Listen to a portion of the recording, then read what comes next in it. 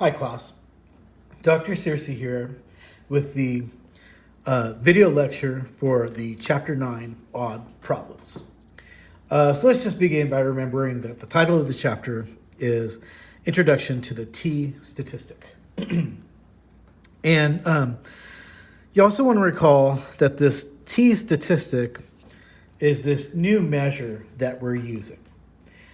We are using it and we are replacing it, or we're replacing the z-score with it, right? So up to this point, you've gotten to know the z-score. The most recent version of it was a sample mean minus a population mean over a standard error.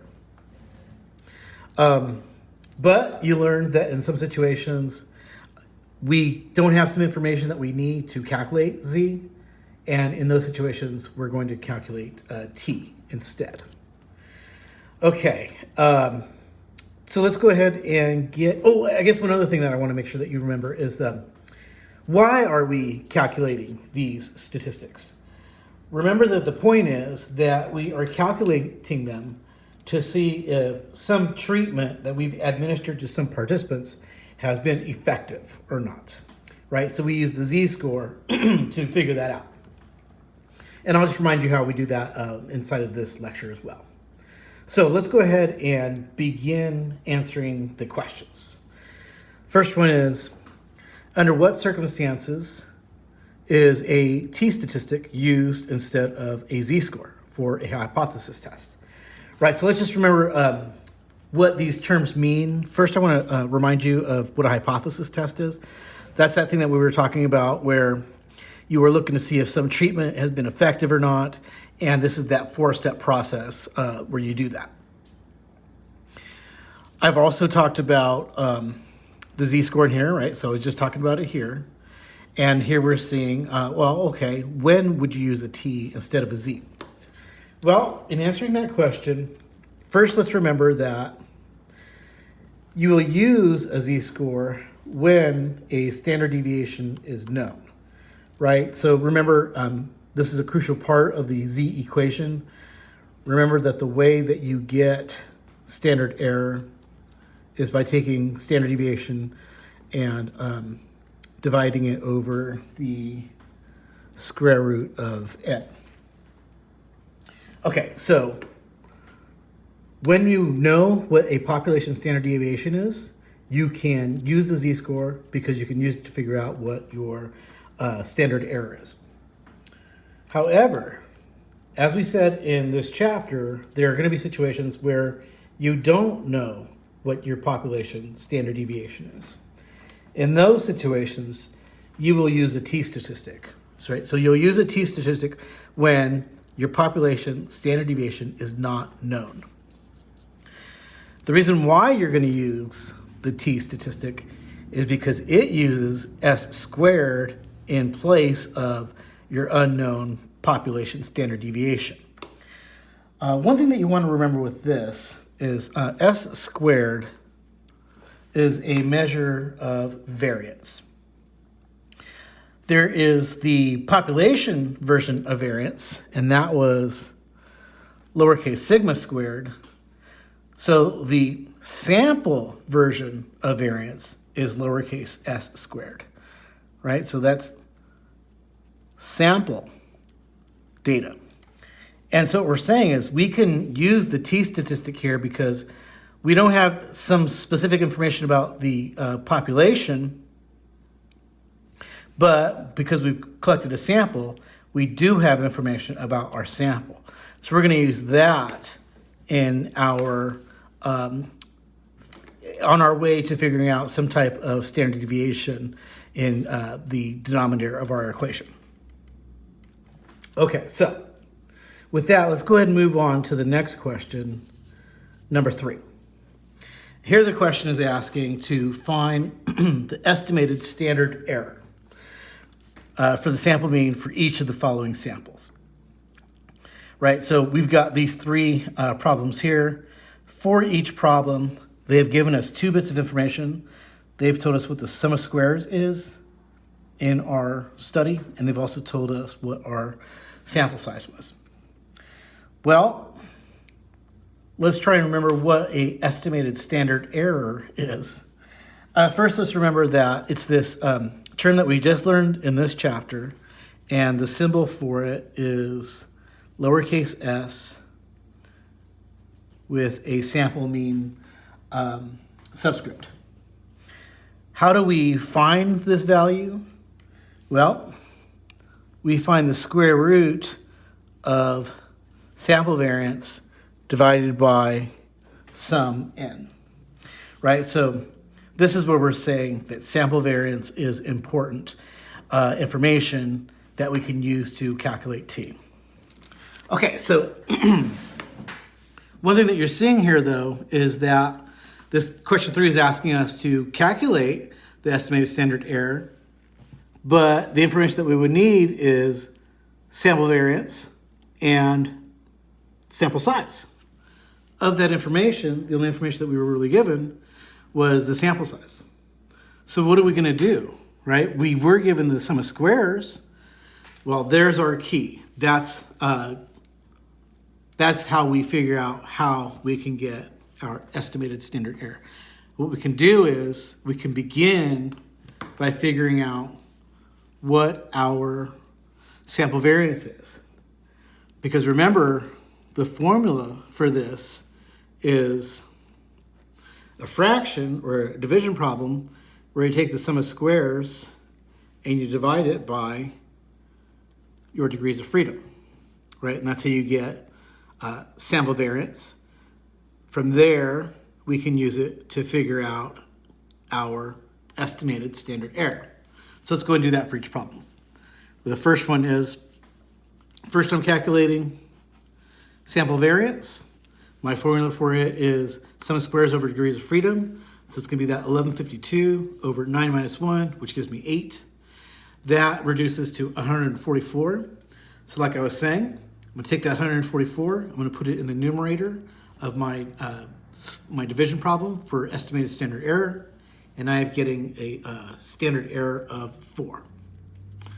So let's go ahead and show how we're doing that with the 3 other problems. Right, so first thing, sample variance, it's that 540 over 16 minus 1, gives me 36. Take that 36, put it in my numerator, over my n, right, because for estimated standard error, it's the n that's in the denominator, but that's going to end up reducing to this 1.5. Okay, so to answer this question, we're first calculating sample variance, then we're calculating the estimated standard error. Same thing for C. Sample variance first, 600 divided by 25 minus 1 gives me 25. Take that 25, put it in my numerator, over my n, and that ends up giving me estimated standard error of 1. Okay, so from there, let's go ahead and take a look at question number 5. Here now in question 5, they're asking to find the t values that form the boundaries of the critical region for a two-tailed test with an alpha of 0.05 for each of the following sample sizes. Okay, so remember in the hypothesis test, this is basically step 2, right? Where you basically find that critical region. And what they're talking about here is for us to think of some type of curve. They're telling us where the critical region is with the curve. They're saying it's going to be a two-tailed test. So we're going to be able to find a critical region on the left side of the curve. And there's also going to be a critical region on the right side of the curve. They're saying that alpha is 0.05.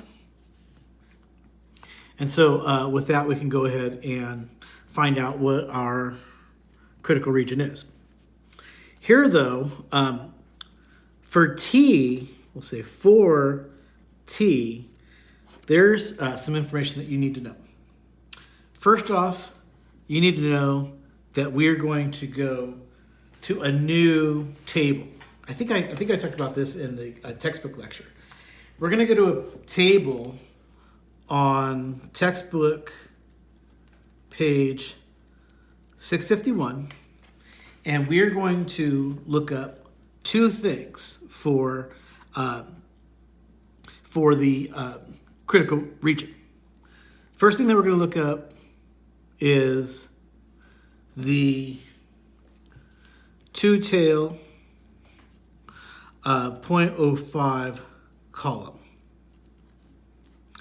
The other thing that we're going to look up is our degrees of freedom that we're using, right? And our degrees of freedom are going to be different for each one of the problems that we have. Okay, so let's go ahead and see how we're going to do this.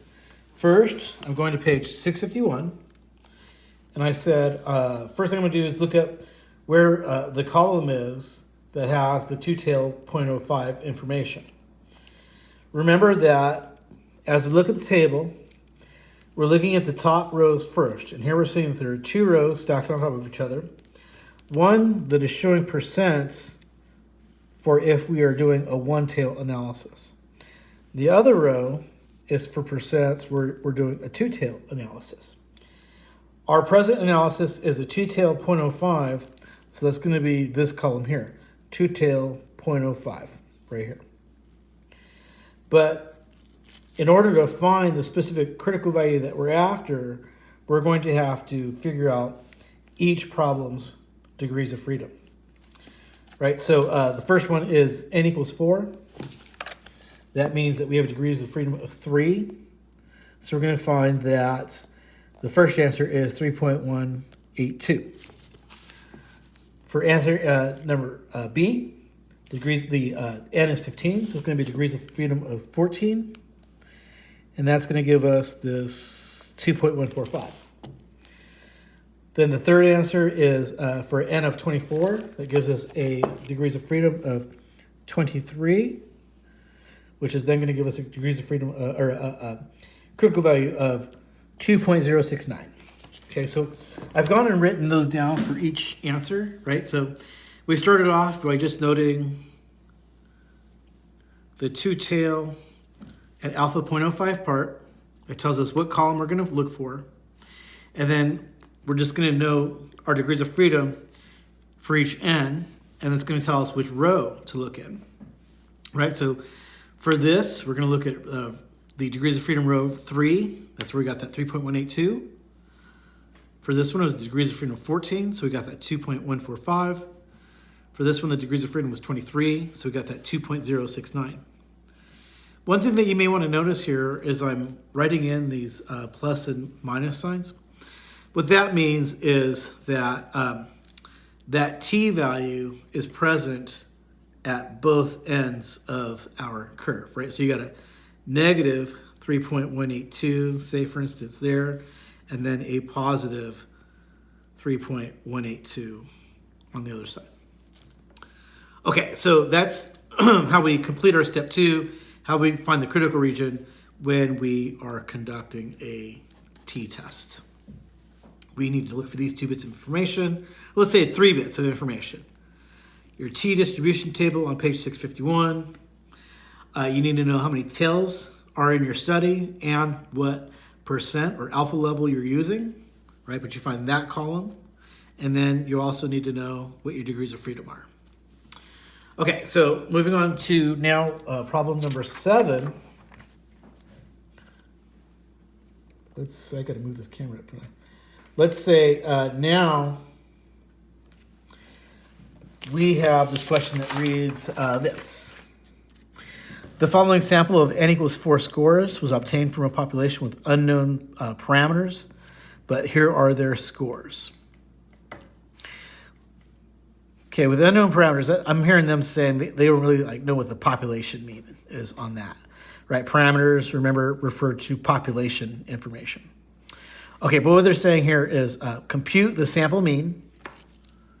That's something that we've been doing for a long time.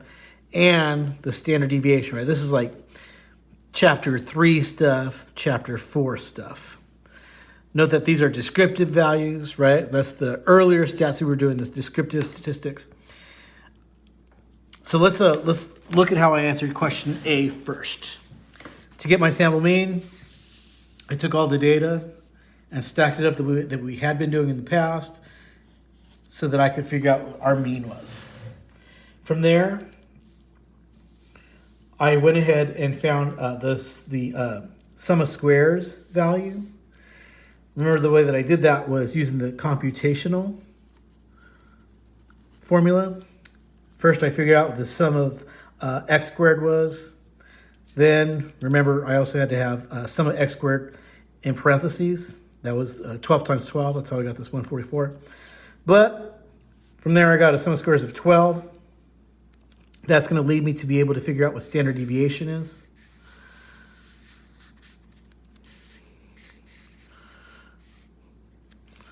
You know, I'm just noticing I've only calculated sample variance here.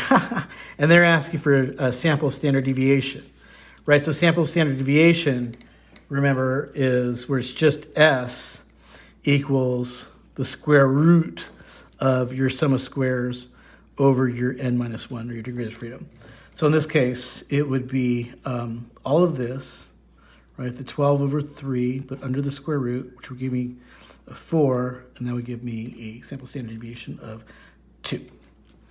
Okay, because this was variance that I'd written out here. Okay, so we've got our answer to question A. We figured out what our sample mean was, and we figured out what our standard deviation was. Now we're going to compute the standard error for M. Note that this is an inferential value that describes how accurately the sample means represent the unknown population mean. Okay, so with this now, right, we're calculating the new term for this chapter, the estimated standard error for M, or for the sample mean. Remember, the way that we're getting that is we're taking our sample variance and we are dividing it by n and then finding the square root of that. So that gives us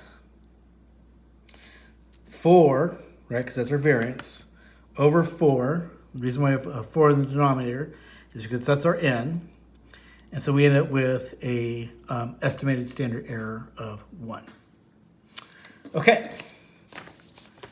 Just remember that the value of this is that we're going to use it in our t equation, where t is going to equal the sample mean minus the population mean over now this new term. But okay, so let's go ahead and move on to problem number 9. I think we see that happening, or beginning to happen here. It reads, a random sample of n equals 12 individuals is selected from a population mean of 70. And a treatment is administered to each individual in the sample. After treatment, the sample mean is found to be 74.5 with a sum of squares of 297. How much difference is there between the mean for the treated sample and the mean for the original population? Note that in a hypothesis test, this value forms the numerator for the t statistic. Okay, so they're asking about the mean for the treated sample and the mean for the original population. This is question A, so I'm answering it right over here. By the way, over here, I've written down what I think is the pertinent information in the problem. Right? I think we're going to need to know the n. I think we're going to need to know some sense of a population mean. And that's it right here. And also, we're going to need to know some sense of the sample mean and then our sum of squares. So in their question, they're asking, how much difference is there between the mean for the treated sample and the mean for the original population? Here, they're referring to these two symbols, right? So we know this as sample mean and population mean. But in this case, what they're talking about is an experiment where they had some participants in a before and after situation, right? Before the treatment and after the treatment. So this mu, while it does represent the population, it's representing the population of people before the treatment, right? So whatever their sample mean was before the treatment. That's this mu. That's where they're saying the original population. Original in the sense that it had not had anything done to it. They're comparing that score, or that mean, to this other mean, which is the mean of the treated sample. So this is like that group's after mean, right? What their score was after the treatment. And so it's being asked in this question right here, right, with this sample mean minus this population mean, is there any difference in this group from before they were to administer the treatment and after the treatment, right? So again, think of it like the medication. This was maybe their depression score before the meds, and now this is their depression score after the meds, after the medications. And so what we should see here is that there is some difference between the two. Maybe here this was a really low number, like or they were a really high number. They were high in depression, but then they got the medication, so the depression went down. So now it's lower here, right? So now there should be some difference between these two numbers. And in this case, it looks like there is a difference. The difference that I see, though, is that before the medication, their score was actually higher. After the medication, before the medication, their score was actually lower. After the medication, their score is higher, right? So that's why we've got this difference of this positive 4.5. But that's our answer to question A. This is the mean for the treated sample, right, after the medication, and this is the mean for the original population before the medication. Also note what they're saying here, this value forms the numerator for the t statistic, and I've got that written up here, right? So that is the numerator of the t statistic, and you want to start to see that.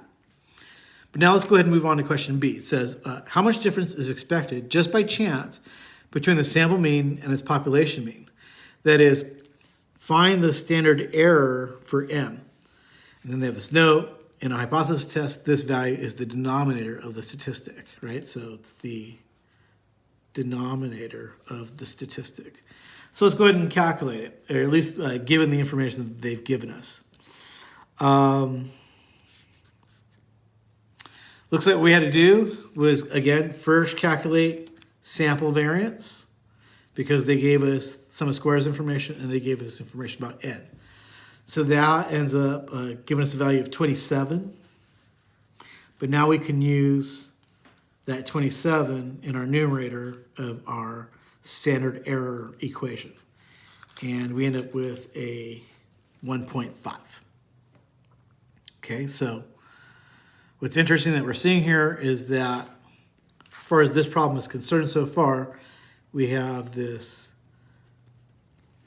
4.5 in the numerator and this 1.5 now in the denominator. Okay, so let's go ahead and move on to question C. Based on the sample data, does the treatment have a significant effect? Use a two-tailed test with an alpha of 0.05. Okay, so now, based on what they're asking us to do, on question C, is they're asking us to solve this. Let's see if I did that. Well, first what I did was I took my information about the two-tailed alpha of 0.05 and my information about how many degrees of freedom I have. Right here, I'm saying that I've got degrees of freedom of 11. And I looked at what critical value that would give me. I found 2.201. Let's see if I did it right. So I should go to the two-tailed test, 0.05, look up degrees of freedom of 8, or no, of 11. Ooh, that was close. 11, so yeah, I found the 2.201. Okay, once I did that, then we calculate our t equation. I kind of already set it up over here, but rewrote it nice and neat over here. End up getting a t value of 3. Right, so now we're moving on to like that step 4 of the hypothesis test. We take that 3 and we compare it to that critical value. And remember, the question is t larger than the critical value, the critical region. Here we're saying, yes, it is larger. What do we conclude from that? We conclude that we must reject HO, right? We must reject the null hypothesis and conclude that there is a significant effect. When your T is larger than 2.201, you conclude that the treatment was significant. Let me just draw the curve to make sure that we understand how that's working in terms of the curve, right? So what we've said here is that we've set a critical boundary of the 2.21. It's a two-tailed test, so it's on both sides. So we got a negative 2.201 there and a positive 2.201 here. So that's our tail there, it's our tail here. What we just found was that our T is in here, right? It's in the tail. And because it's in the tail, that's why we concluded that the effect was significant.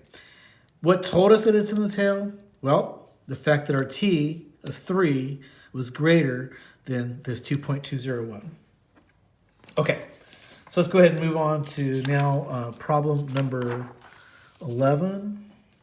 And here we're saying that the problem begins to evaluate the effect of a treatment. A sample is obtained from a population with a population mean of 30, and the treatment is administered to the individuals in the sample. After treatment, the sample mean is found to be 31.3 with a standard deviation of 3.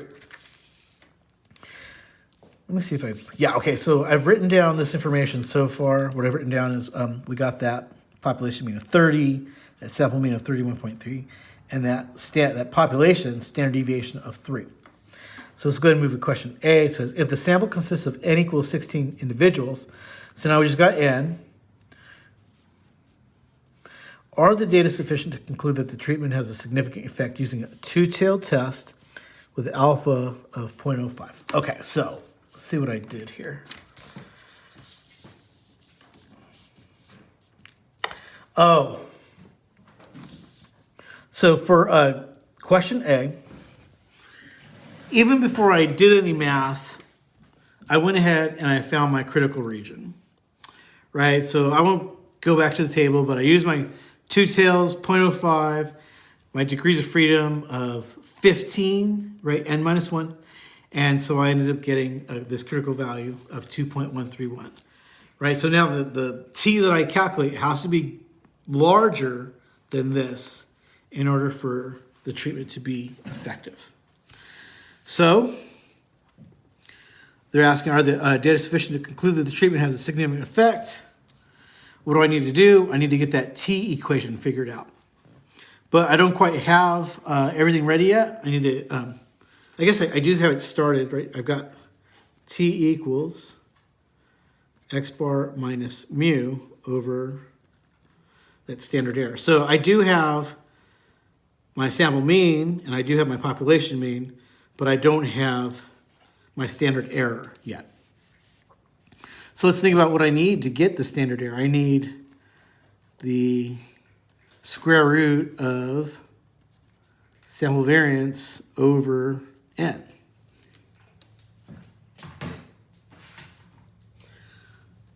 Let's see, but I don't have variance information, or do I? Right, so I need to get variance, and in order to get variance, what I have to do is this calculation. But I don't know what my sum of squares are. And given any of the information that I've been given, I don't know how to figure out sum of squares. So I'm gonna look around and see if there's any other information that's available to tell me what this sample variance is. And I'm noticing, oh shoot, I got this population standard deviation over here. As it turns out, that can be used to represent sample standard deviation. And sample standard deviation is the square root of sample variance. So what I can do is just simply take my population standard deviation and use it as my sample variance. How am I going to do that? I'm just going to take it and I'm going to square it. Right? So now I'm saying that I have a sample variance of 9. Now I can use this sample variance to figure out my standard error. That's what I'm going to do over here. Right? So my standard error equation is the square root of sample variance over n. I'm saying that because my standard deviation is 3, I have a sample variance of 9. Right? All I did was square that 3 and then put that over my n, which was that 16. And so that gives me a standard error of 0.75. With that, now I can go ahead and do my t equation.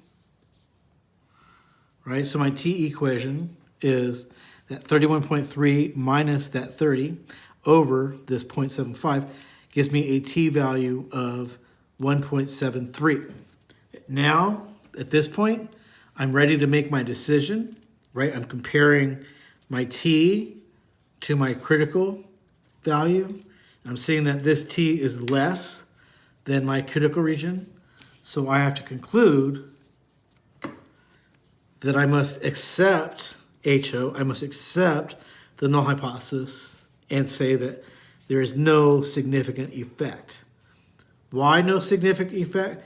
Because my t is lower than my critical region. Okay, but then the book is asking a question B. If the sample consists of 36 individuals, right? So in A, it was 16. Now in B, it's 36.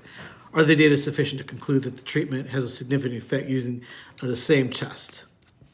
Okay, so I'm going to set everything up again. Now with question B. But notice that to begin with, my critical region has changed because I had a different n. I had a different degrees of freedom. I had to go to degrees of freedom of 35, and when I was there, I found this critical value of 2.042. But from there, I'm going to go ahead and rerun the equation. Now, my standard error is still going to have a sample variance of 9, but instead of having an n of 16, it's going to have an n of 36. This is going to reduce down to giving me a standard error of 0.5. Now I will use that as my numerator, or my denominator in my t equation, and I'm getting a t value of 2.6. Now I compare that 2.6 to my critical region, 2.042, and I'm seeing that 2.6 is greater. So now I can conclude that I will reject the null hypothesis and say that there was a significant effect here. Now let's go to look at question C. It says, comparing your answer for parts A and B, how does the size of the sample influence the outcome of a hypothesis test? Well, what we've just seen here, right, what we've just witnessed, when moving from an n of 16 to an n of 36, we saw that as n increased, the chance of rejecting the null hypothesis also increased. Remember that when we say rejecting the null hypothesis, we're saying we're rejecting the idea that there was no effect and instead finding that there was an effect. But okay, then let's go ahead and move on to question number 13. Here we've got a lot going on. It says the spotlight effect. Ooh, spotlight effect. It's kind of an interesting psychological effect. It says it refers to overestimating the extent to which others notice your appearance or behavior, especially when you commit a social faux pas. Effectively, you feel as if you are suddenly standing in a spotlight with everyone looking. In one demonstration of this phenomenon, Gilovich, Medvec, and Savitsky asked college students to put on a Barry Manilow t-shirt that fellow students had previously judged to be embarrassing. The participants were then led into a room in which the other students were already participating in an experiment. After a few minutes, the participant was led back out of the room and was allowed to remove the shirt. Later, each participant was asked to estimate how many people in the room had noticed the shirt. The individuals who were in the room were also asked whether they noticed the shirt. In the study, the participants significantly overestimated the actual number of people who would notice. Okay, so basically what they're doing here is they're testing how true this thing called the spotlight effect is. And basically the spotlight effect is if you get embarrassed or you feel embarrassed, you feel like everyone else is noticing what you're doing that's so embarrassing. So to test that, these researchers asked participants to estimate how many people they thought noticed the embarrassment, and then they actually asked the people in the room, did they notice, right? And they looked to see if there's a difference. Okay, so for question A, they're saying, in a similar study, using a sample of 9 participants, the individuals who wore the t-shirt produced an average of 6.4, an average estimate of 6.4 with a sum of squares of 162. The average number who said they noticed was 3.1. Okay, so now let's just make sure we understand this. This 6.4 and this 3.1. 6.4 is how many people the embarrassed person said that they thought other people noticed. So embarrassed person said, I thought 6.4 people noticed my embarrassment. The 3.1 is the actual number of people that noticed what was going on. And here, the actual number was lower. Whereas the participant thought 6.4 people saw the embarrassing act. Only 3.1 people saw the embarrassing act. All right, so the question is going to be, is there a significant difference between these two values? Is the estimate of the participants significantly different from the actual number? Test the null hypothesis that the true mean is 3.1 using a two-tailed test with alpha equals 0.05. Okay, so our question A. I think what I did was I went ahead and did it in terms of the 4 steps of the hypothesis test. First, I wrote down the information that I thought was going to be important, that I thought was going to be useful. From there, I went ahead and wrote out step 1. Remember, this is where you state your hypothesis. And I said the hypothesis was that the null, right, where there's no effect, would find that the population mean was 3.1 or equals 3.1. The alternative hypothesis, H sub 1, says that no, the population mean is going to be different than the 3.1. Okay, so our step 2 is where I have to go find the critical value, the critical region. The author said we had an alpha of 0.5 with the 2 tails and degrees of freedom of 8. So the critical value that I found was this plus or minus 2.306. From there, we got step 3, which is now where we actually do the computations. Based on what I saw over here, I thought it'd be a good idea to begin calculating that sample variance. And I got 162 over 8, right, degrees of freedom, gives us 20.25. I'm using that now to figure out my standard error, which is the square root of the 20.25 over 9 gave us 1.5. And I use that as my denominator in my t equation, right? So started out with sample variance, then calculated standard error, then calculated t. The resulting value that I got for t was this 2.2, right? So now I'm comparing the 2.2 to the 2.306. I'm asking, is this number bigger or smaller than my critical region? I'm seeing that it's smaller. So my step 4 where I make my decision is that I had to accept the null hypothesis and conclude that there was no significant effect. But there's a question B here, and it's saying, is the estimate from the participant significantly higher than the actual number, 3.1? Now, right, so the same question, but now using a different test. Instead of a 2-tailed test, now it's going to be a 1-tailed test at alpha 0.05. So let me just show you, when we go to look up the critical region here, we still use the same degrees of freedom. We just go to a different column in the table. First, because we said it was a 1-tailed test, we go to the 1-tail row. I find my 0.05, it's here. And so I'm looking for degrees of freedom of 8. So I got a 1.860. And that's what I set as my new critical region. So I did the same math. When we changed just the critical region, that meant that we didn't have to change the equation around at all, right? So we still got this t value that we got before of 2.2.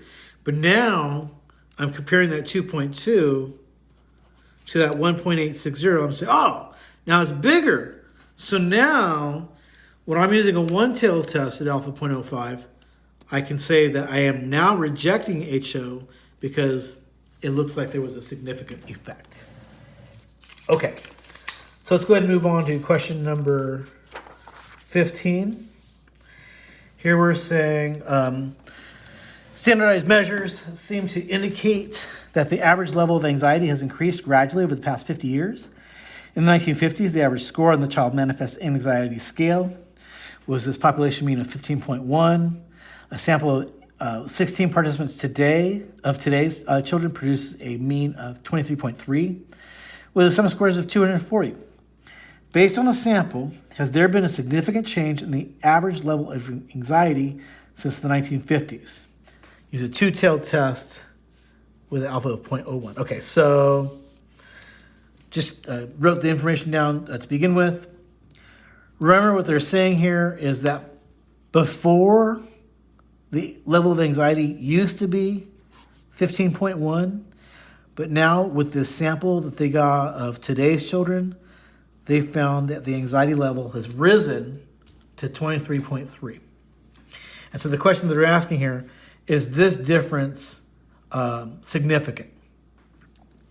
Right? Is this actually true that kids today are more anxious than kids used to be? Okay, so we'll do that. We'll answer that with question A, where our step 1 is to state our hypothesis. Right? So either the null hypothesis, which says that there's no effect. If there's no effect, then the population mean is going to equal that 15.1. Or if there is an effect, then it's saying that the population mean is going to be something other than 15.1. It'll probably change to like this 23.3. But from there, step 2 is to find that critical region. What we did was we said, okay,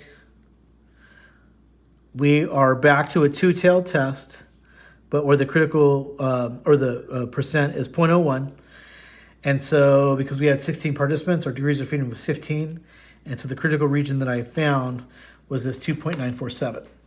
So then we did step 3, we did the equations. First thing I did was calculate my sample variance. Why did I do that? Because they gave us the sum of squares value. That's over degrees of freedom, right? Our n was 16. So we get a sample variance of 16. Plug that into our numerator of our estimated standard error, and we ended up getting a standard error of 1. We then use that in our t, right, in the numerator or the denominator of our t, and that gives us a t value of 8.2. Right, so I'm taking that 8.2, I'm comparing it to my critical value. I'm seeing that it's larger than the critical region. Because it's larger, I can go ahead and reject the null hypothesis and say that there is a significant effect. Right, so what this is concluding then is that, yeah, anxiety level for kids has increased. The population mean today is closer to this 23.3. But let's go ahead and move on to question B. It says, make a 90% confidence interval estimate of today's population mean level of anxiety. Okay, so for question B, this is something new that got introduced in this chapter. And what they're saying is to produce those two boundaries under your curve that stipulate where estimated mu might be. And that thing is called the confidence interval. So I introduced a formula to find this in the textbook lecture. Mu equals sample mean plus and minus the t-score times your standard error. So in this case, remember that because there's this plus and minus, we're doing the equation twice. I'm going to do it over here where I'm using the subtraction sign, and I'm doing over here where I'm using the addition sign. But in both cases, we're saying that we had this sample mean of that 23.3 minus this t value. And here I'm saying that the t is 1.753. I'm going to show you how I found this 1.753. Goes back to the idea that we said that we were making a 90% confidence interval. Right, so if there's 90% that's in our interval, and we're saying that the whole curve is 100%, then we need to know what percent is occupying this region and that region, right? What percent is occupying your tails?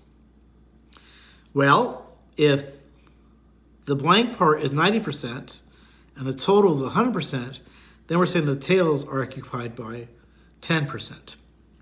So what we're going to do is we're going to go find this on that T table.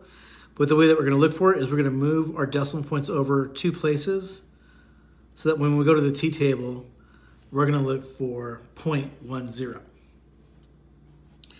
And we're also going to look for it at the 2 tails row because we're talking about 2 tails. Okay, so I'm looking for this T. The book says it's based on this 90% confidence interval. Oh, and we also have to remember the degrees of freedom that we're using. Our N is 16, so our degrees of freedom is 15. So to find that 90% confidence interval table, I'm first, because I'm creating an interval right in the middle of the curve, I'm going to go to my 2 tail row, and I'm going to look for the column that represents 10%. That says 0.10. From there, I'm going to go down to degrees of freedom, 15, and I'm going to find that 1.753. And so that is why we have that value here. Okay, but in any case, we're doing the equation twice. Once where we do the subtraction part, and once where we do the addition part, right, of that. So it's 23.3 minus 1.753 times 1 gives us 21.547. Over here, it's added, and that gives us 25.053. So now remember what this is saying is we have just created this boundary region, this interval. And in this interval, one side of it is the tick mark of that 25.053. The other side of it is this 21.547. From there, what we're saying is mu is going to be found somewhere in the middle of that interval. Okay, so that's how we do our confidence interval formula. From there, we had question C. It says, write a sentence that demonstrates how the outcome of the hypothesis test and the confidence interval would appear in a research report. It looks something like this. We would say, the data indicate a significant change in the level of anxiety, and then we write that the T had this degrees of freedom of 15, right, because the N is 16, and the actual T value was that 8.2, where we set our critical region at 0.01, and then we also said that we had created this confidence interval where it was set at 90%, and these were the 2 boundary regions for it. Okay, so with that, let's go ahead and move on to question 17. And here we're saying Ackerman and Goldsmith found that students who studied text from printed hard copy had better test scores than students who studied from text presented on a screen. In a related study, a professor noted that several students in a large class had purchased the e-book version of the course textbook. For the final exam, the overall average for the entire class was a mu of 81.7, but the N of 9 students who used ebooks had a mean of 77.2, with a standard deviation of 5.7. Okay, so The entire class was 81.7, but the 9 kids who used the ebooks had a 77.2. So they were lower than the class average. Is the sample sufficient to conclude that the scores for students who used ebooks were significantly different from scores for the regular class? Use a two-tailed test with alpha equals 0.05. Okay, so that's our pertinent information there, right? That's how the rest of the class did. That's how the sample of 9 students did. That's our standard deviation. Okay, so for question A, I started at step 3, right? So I guess what I could have done was I could have identified what the critical region was here. Let's go ahead and do that now. What is the critical value? Two-tailed test at 0.05, where we have degrees of freedom of 8. So the critical value then should be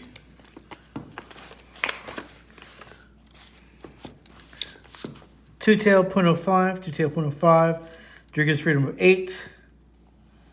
That gives us that 2.306.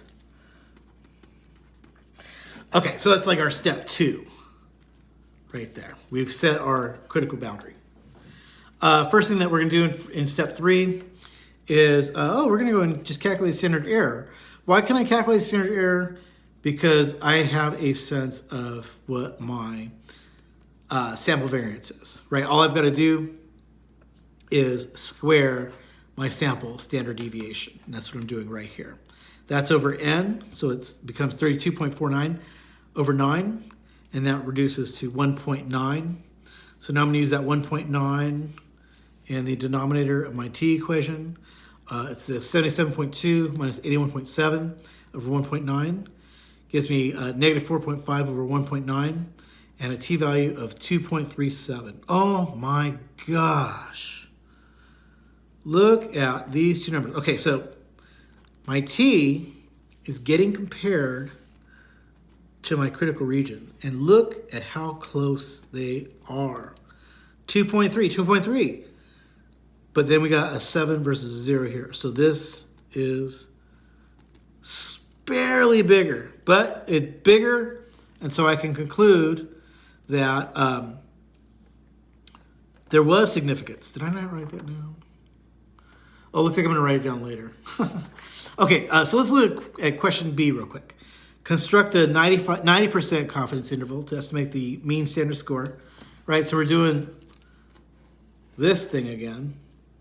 Real quick, we just need to figure out what our t is here. They're saying 90% confidence interval. So we're going to look that up on our row. It's going to be a 0.10 at 2 tails. Why 2 tails? Because we're drawing that curve. We're putting a boundary on each side, right? We're creating 2 tails on it. So we're going to look this row up with the degrees of freedom of 8. 0.10 at 2 tails. Degrees of freedom of 8 gives us that, is that 1.860 again? Yeah, 1.860. So this command is saying to do this equation twice. Once where this part is being subtracted and once where that part is being added. But in either case, with the subtraction, we get that boundary and we get that boundary. Right, and then we're saying that the population mean is somewhere in the middle of those. But then question C is just asking us to write it as it would be in a research report.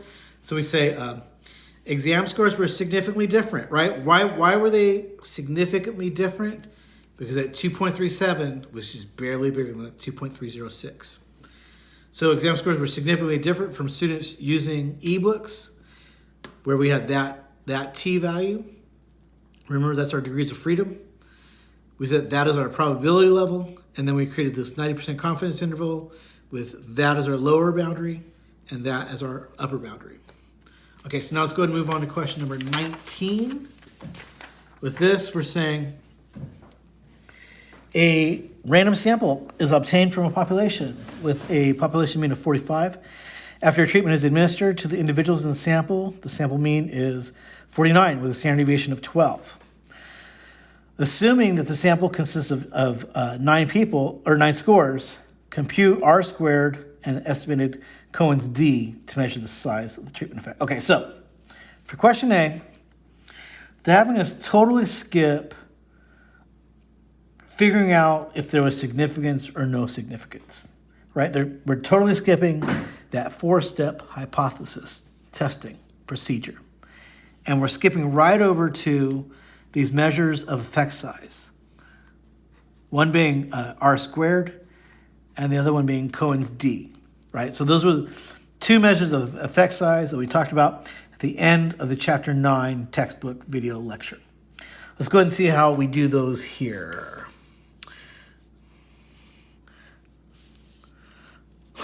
So for question, you know what? Even though they're just asking for those bits of information, I still had to go and do the 4-step hypothesis test. Or at least I had to do the calculations.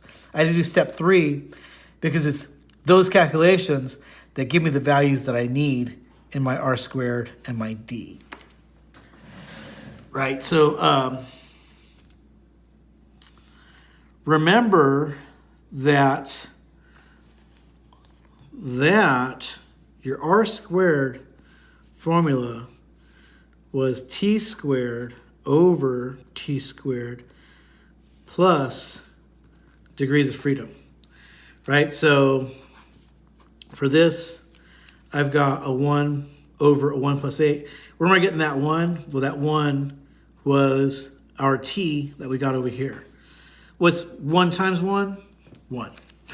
So we end up getting this this R squared value of 0.11, right? Or we could say that 11% of the error is explained. Then we also calculated D, right? Cohen's D. The formula for this was the sample mean minus the population mean over the population standard deviation. And, over the sample. Let me rewrite that. Sample standard deviation. But, so we got 49, right? That's our sample mean minus your population mean over your sample standard deviation, and that gives you a 0.33. So that's our 2 answers to our question A. That's our R squared value, and that's our D value. For question B, they're saying, assuming that the sample consists of 16 participants, right? So now they've changed the N to 16. Compute R squared and the estimate of Cohen's D. This time, where it really matters is here and here, right? That's where we wrote our N in. And so the way it's going to affect things is your N is going to go from being, or your standard error is going to go from being a little bit higher to a little bit lower. And then that is going to slightly increase your T. What does that do? It ends up giving you, for R squared, we have to square this T, right? Gives us 1.77. And then on the denominator, add it to the 8. So we end up getting a R squared of 0.106. And we get a D of 0.33. From there, question C is asking, comparing your answers from parts A and B, how does the number of scores in the sample influence the measure of effect size? Okay, so we're comparing this effect size to this effect size, and we're comparing this effect size to this effect size. Looks like when we changed our N from a 9 to a 16, it really didn't affect the effect size at all. So what we can say for that is sample size does not influence Cohen's D. It has a minor effect on R squared, right? Just a minor effect. Okay, so let's go ahead and move on to now problem number 21. Here we're saying, in the preview for this chapter, we discussed a study by McGee and Shevlin demonstrating that an individual's sense of humor had a significant effect on how the individual was perceived by others. In one part of the study, female college students were given brief descriptions of a potential romantic partner. The fictitious male was described positively, and for one group of participants, the description also said that he had a great sense of humor. Another group of female students read the same description, except now that he said he has no sense of humor, right? Okay, so these female students being asked to compare two different kinds of guys. The only difference between them is one is funny and the other is not funny. After reading the description, each participant was asked to rate the attractiveness of the man on a 7-point scale from 1 to 7, where 7 was hot, with a score of 4 indicating a neutral rating. So for question A, they're saying, the females who read the great sense of humor description gave the potential partner an average attractiveness of 4.53 with a standard deviation of 1.04. If the sample consisted of 16 participants, is the average rating significantly higher than neutral, than a score of 4? Use a one-tailed test with an alpha of 0.05. So with this, sort of went through the 4 steps. Let's see how I did it. First, I wrote down what I thought was the pertinent information. That sample mean, the standard deviation. Just looking to see where that's standard deviation. The sample, standard deviation, by the way. Sample size, and then the population mean. So I just wrote down one end of the hypothesis. I said that the null hypothesis, right, the hypothesis that there's going to be no effect, would be one where the population mean is either equal to or less than 4. Okay, so from there, so we'll say this is our step 1, there's step 2, Step 2, where I found the critical value, it was based on them saying it was alpha of 0.05 with a one tail, and so 1.753 is our number for our t-score to beat. To do our calculations, right, our step 3 here. First, I calculated the standard error. I got that by, I think what I did was I squared the standard deviation, right? I just basically said, I'm going to take that, I'm going to make it into that. And when I did, I got 1.0816. That over n of 16 gives us the standard error of 0.26. Put that 0.26 in my t equation in the numerator. So my t ends up being 2.04. I'm comparing that to that 1.753. I'm finding that it's bigger than the 1.753. So I am rejecting the null hypothesis. And I'm saying that, yeah, it does look like the funny guys rated higher in this study. But then there was question B. The females who read the description saying no sense of humor gave the potential partner an attractiveness score of 3.3 with a standard deviation of 1.18. If the sample consisted of n equals 16 students, is the average rating significantly lower than neutral? Use a one-tailed test. Oh, so one thing that you should see here is here it was for the ratings of the funny guys, right? And the funny guys were going to get rated as more funny. So that's why they were able to do a one-tailed test here. If they're just asking, well, are the guys more funny than the typical guy, then this should have been the critical boundary, right? And this is where the t that got calculated should have been found if the guys actually were funnier. In question B, though, what they're asking now is not about the funny guys, but the unfunny guys. Right? For the funny guys, their average rating was 4.53. The mean was 4. So they were above the mean of 4. Now for the unfunny guys, whereas their mean is 4, their average rating is 3.3. So now the question is, are the unfunny guys with their 3.3, are they significantly lower than the average. Okay, so we're still using the one-tail test at alpha 0.05. So I believe the critical region still stays the same, right? So it's still now this 1.753, but now that's the T here. Okay, so what did we do? We first wrote down our pertinent information. I now predicted what was going to happen if things were neutral, and the prediction was that the unfunny guys were either equal to a 4 or greater than a 4. So with that, I started by calculating my standard error. Remember that I need to have my sample variance here, but a way that I can get sample variance is I can say sample variance is the square of my standard deviation. So all I have to do is square that amount. That gave me this 1.3924 over 16, because that's my n.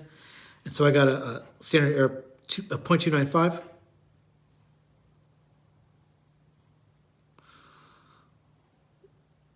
I'm just seeing this mistake that I made here. I went from a 0.295 to now a 2.95.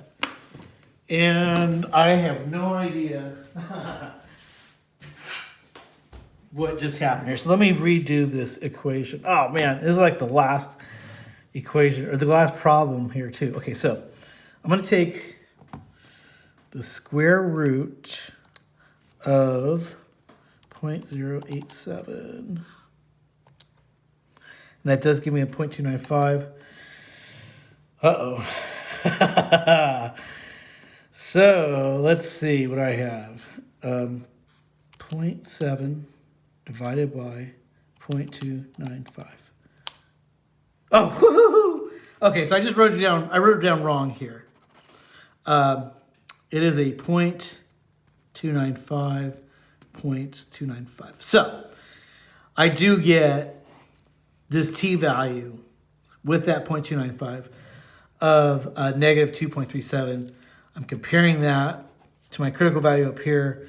That is larger than the critical value. So I'm going to decide that I'm going to reject this null hypothesis and say that, yeah, the unfunny guys were rated significantly lower than the average guy.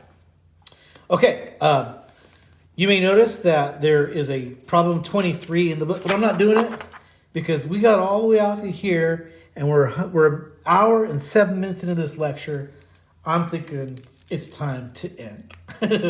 Okay, so in terms of your odd problems, just do up to number 21, and then you could just also go ahead and just do up to, okay, just go ahead and do up to 20 on your evens, and I'll note that.